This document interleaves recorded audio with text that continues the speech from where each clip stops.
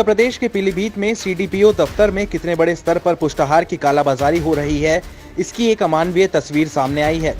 अधिकारियों की तानाशाही के चलते ना तो गर्भवती महिलाओं को और ना ही बच्चों को पुष्टाहार उपलब्ध हो पा रहा है।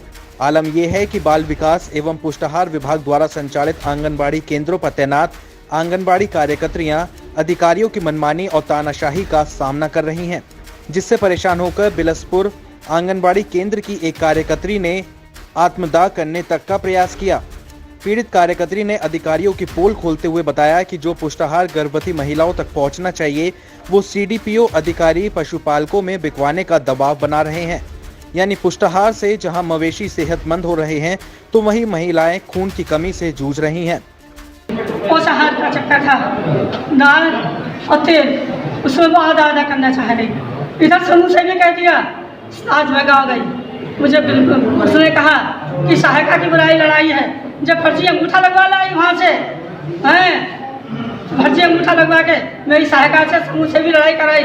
इसे आधा राशन मेरे घर पर रखा है, ये पटने भी नहीं दे रही थी। अंदर इसने आप तक से कहा कि मैं बढ़वाऊंगी चल के। मैंने कहा मैडम आधा पोषाहार कौन मांग रहा था आपसे? आधा पोषाहार जिसने मूर्ति देवी ने मुझसे मांगा, मेरे घर मांगने आई। पीलीभीत से न्यूज़ 80 के लिए अमन पाठक की रिपोर्ट।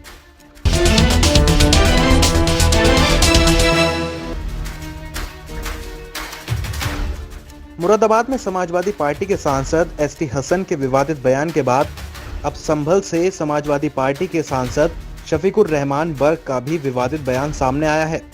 उन्होंने कहा कि उन्होंने तो ये पिछले साल ही कह दिया था कि कोरोना कोई बीमारी नहीं है। कोरोना बीमारी होती तो दुनिया में इसका इलाज भी होता। ये तो सरकार की गलतियों की वजह से आज़ाद इलाही है, जिसका खात्मा अल्लाह के सामने रोकर गिड़गिड़ाकर अपनी गलतियों की माफ़ी मांगने और दुआ करने से ही हो सकता है।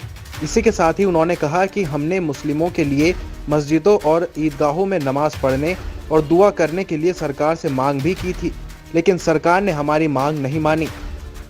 अब ये खता हर इंसान से होती है जी, और हर कौम से होती है, तो सब लोगों से गलतियां होती हैं।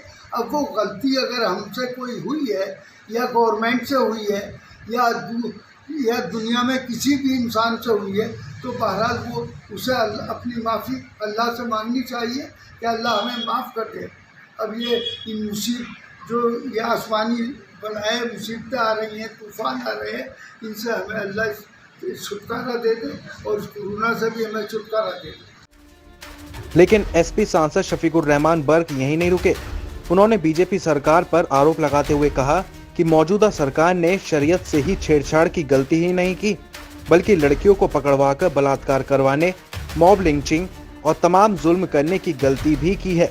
और क्या कहा सांसद शफीकुर रहमान ने, आप भी सुनिए। बीजेपी तो न मालूम कितनी बातें मॉब लिंचिंग करा रही है।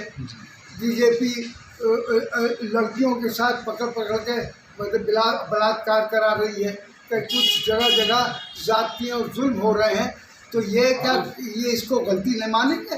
ऐसे ही और चीज़ों में भी गवर्नमेंट की पॉलिसी में बहुत गलतियां हुई हैं और होती हैं सबसे, किससे ना होती गलती। अब मौजूदा गवर्नमेंट है तो उसी से कहा जाएगा, उसी की गलती उछाली जाएंगी, उन्हीं की कमियों को बताया जाएगा। संभल से न्यूज़ 80 के लिए मुजमिल दानिश की रिपोर्ट।